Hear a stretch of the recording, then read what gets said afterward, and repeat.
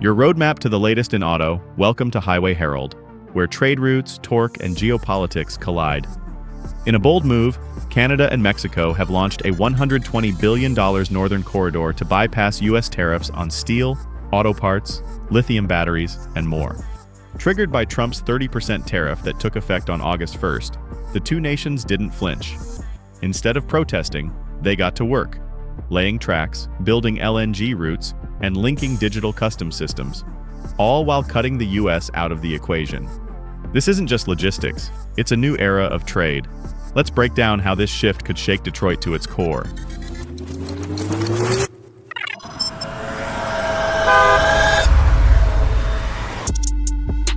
Ignition point, tariffs set the North in motion.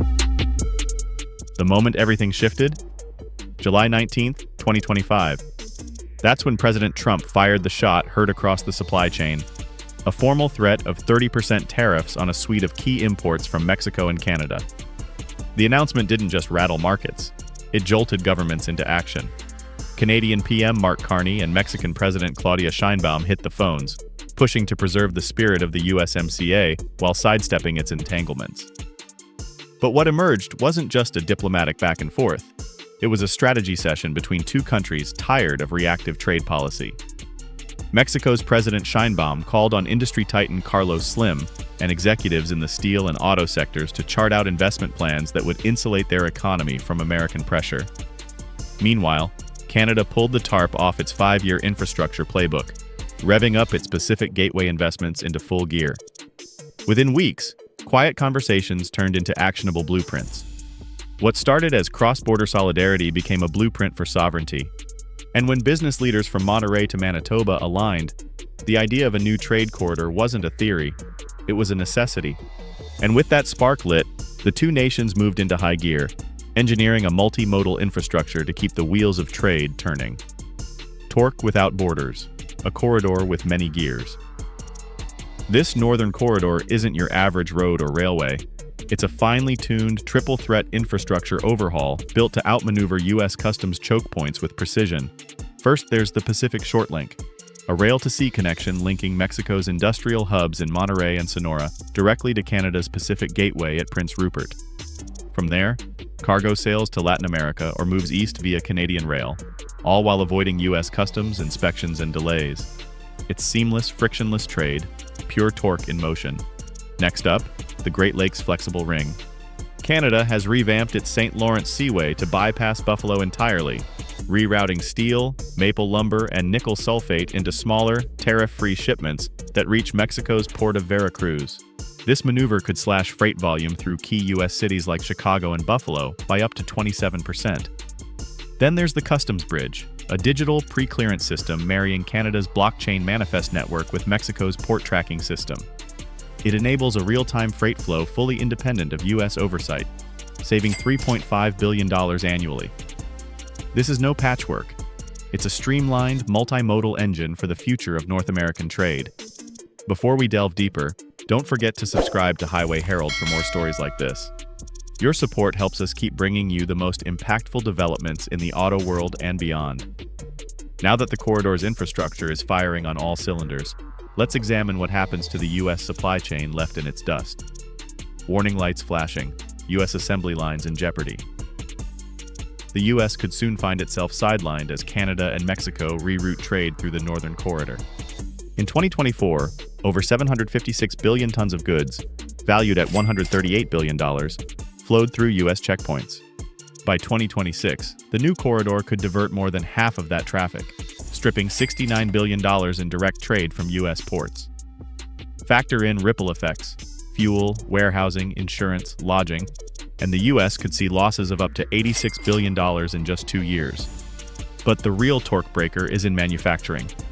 States like Michigan, Indiana, and Ohio, EV production strongholds, rely on parts from Canada and Mexico.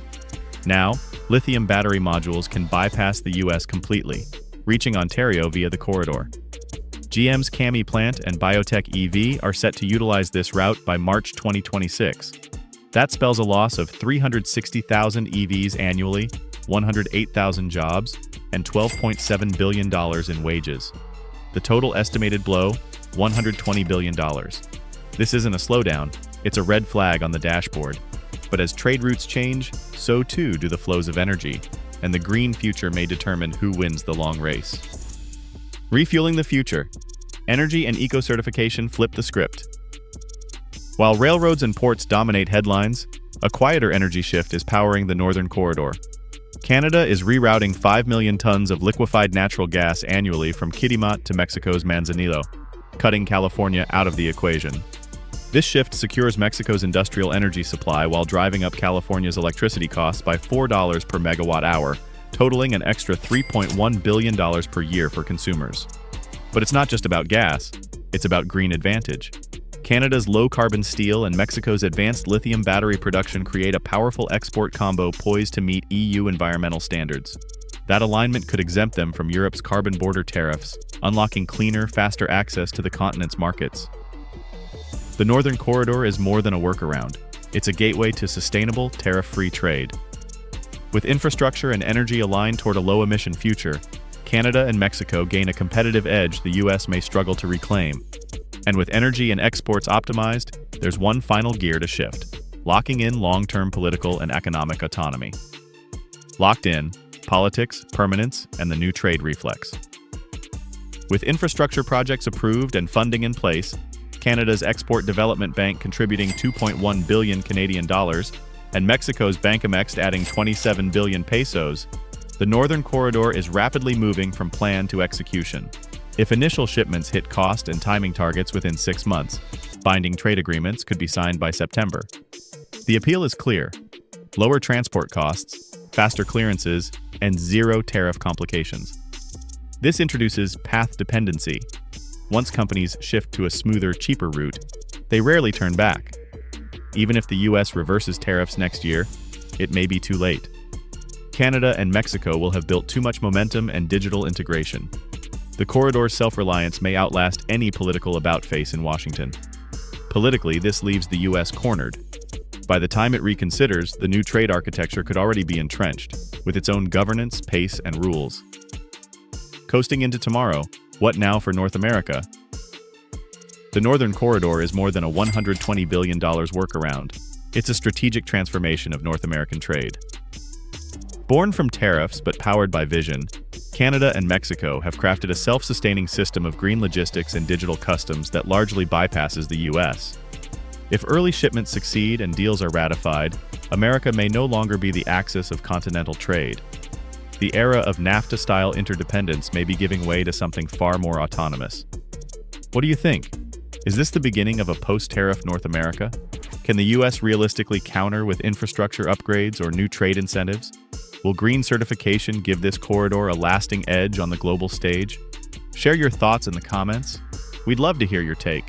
And before you go, don't forget to subscribe to Highway Herald for more deep dives, global trade updates, and auto industry insights. Thanks for watching, and see you next time. You can now check out any of the videos on the screen. There's more exciting and informative content waiting for you.